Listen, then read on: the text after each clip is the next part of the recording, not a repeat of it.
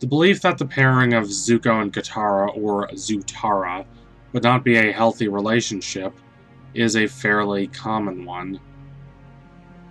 It's one I understand coming from hardcore Katang fans, and I wish them no ill, really, but its prevalence among those who have no real interest in Avatar shipping is rather troubling to me. It does not come only from fans, but also from the show creators themselves. There are two major examples of this. The first comes from an interview the creators did in 2008 for a paperback version of the 4-part Sozin's Comet finale, where they admit that, number one, they always had a soft spot for Katang, which is fine, and number two, Zutara never would have lasted. The full line from Konietzko is, "Come on, kid, Zutara never would have lasted. It was just dark and intriguing." For the record, despite the whiff of condescension here, I don't really have a problem with this. The second comes from a now infamous slideshow that the creators presented during Comic-Con, also in 2008. And wow, Comic-Con was so different just 12 years ago. They teased fans with a Book 4 Air, in which Zuko and Katara got together.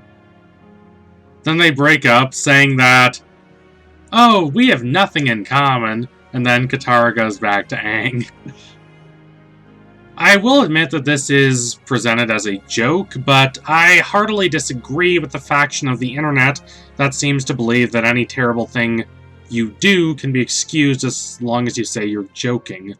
Now, I'm not saying this is a terrible thing, but it's also not exactly in good taste.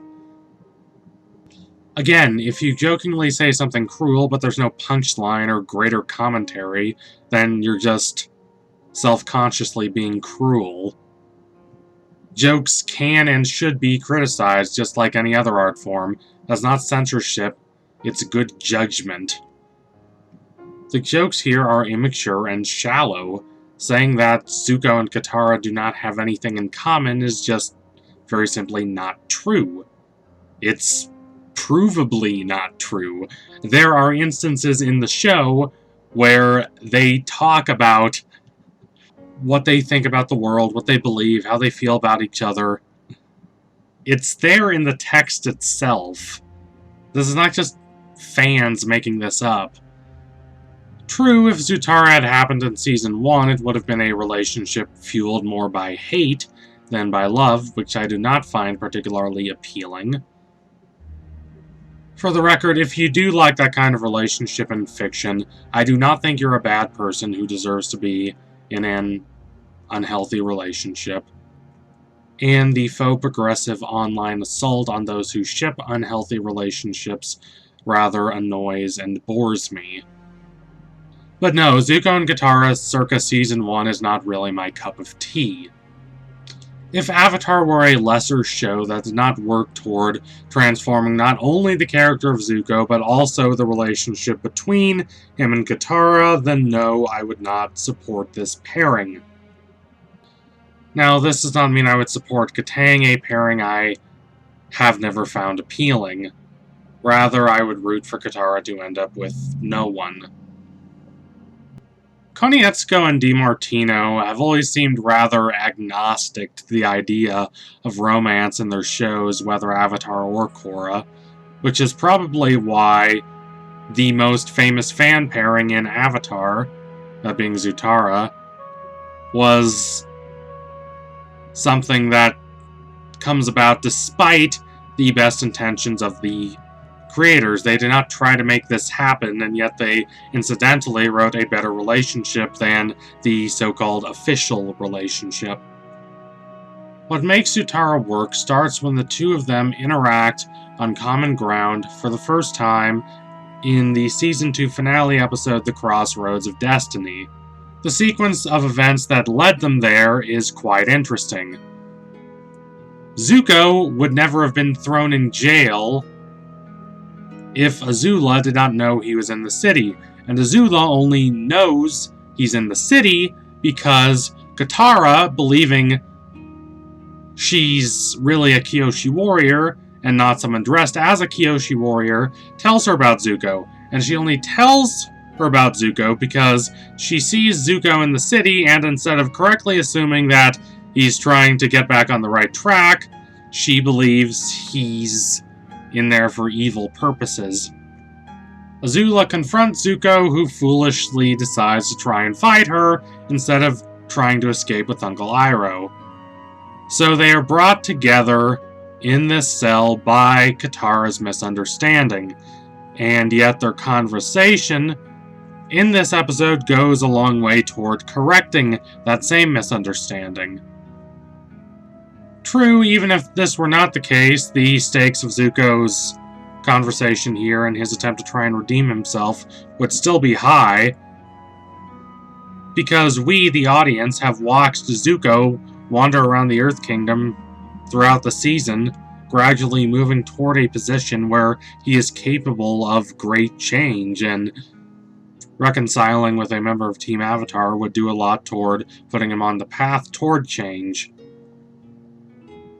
But also consider this, that they're here needlessly because Katara did not trust him makes it all the more essential that Katara learns to trust him. Shockingly, he convinces her. Katara is surprised at the level of introspection and vulnerability shown by someone she had believed to be nothing more than a straight villain, and she offers to heal his scar. She even places a hand on his face. There is a romantic undercurrent to this scene, especially with the music. They understand each other truly and deeply, which makes it all the more crushing when Zuko decides to betray her nonetheless. A lot of the scenes that people try to use to justify their belief that this relationship would be unhealthy come from the part of the show when Zuko is trying to plead his case and ingratiate himself to Team Avatar, and Katara consistently rejects him. Number one, I don't think this is fair at all, considering this is before she accepts him again. But also, number two, it kind of strangely demonstrates why the relationship could work. There's no artifice there. Katara's anger is righteous and earned. She's willing to be brutally honest with him in a way that she really isn't with any other member of the group except maybe Toph. And this is not just because Zuko betrayed her, but because they had that moment of connection in the first place. As importantly, Zuko accepts that she feels this way, and he does not even really try to defend himself. Instead, he searches for her forgiveness, something she finally gives him at the end of episode 316, The Southern Raiders. Because he was willing to do something that seems on the surface very basic, but is actually very important and essential, and that is just listen to what she actually wants. Listen to what she thinks and what she believes. Katara is the caretaker of the group. She spends so much time obsessed with the well-being of others. She spends so much time thinking about what would be best for the group as a whole, and a significantly less amount of time thinking about what would be best for her personally. This is an underrated component of why she forgives Zuko. It's not only that he helped her get the closure she so desperately needed in regards to the death of her mother, but that he asked. He cared instead of just expecting her to take care of him and the others. One could say that he only did this because he wanted her acceptance, but number one, the fact that he wanted her acceptance in the first place, even though he did not really need it, considering everyone else in the group had ingratiated him and he very much had already redeemed himself, demonstrates how much he does care. And number 2, he continues paying close attention to her even after she decides to forgive him.